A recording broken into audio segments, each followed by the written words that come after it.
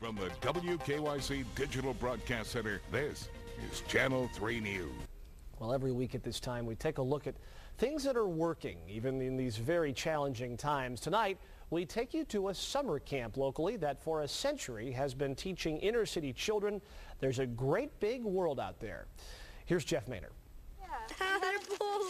This is something they'll never forget, feeding 7-week-old baby calves. This is not eating Dan's shirt again. Yeah, I know. Witnessing the charge of the young rams and learning the fresh air of summer camp is not always fresh air. In 1896, Hiram House in Cleveland was the nation's second settlement house, helping immigrant families settle in their new land.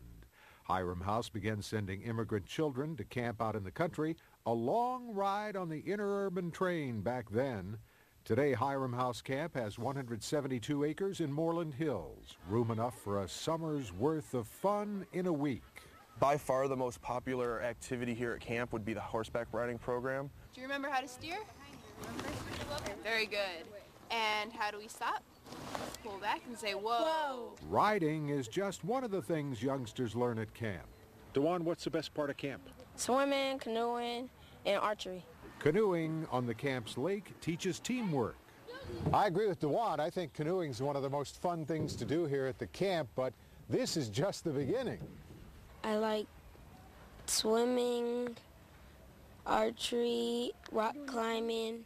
Where should I put my hands? On the camp's 35-foot-high alpine climbing wall. Push! And how about an archery lesson? You don't want to grab the back of the bow like this. You want to grab it like this. Fingertips? Fingertips only. All right, form, not bad. Result, needs work. Campers learn about nature, about getting along with others, and about themselves.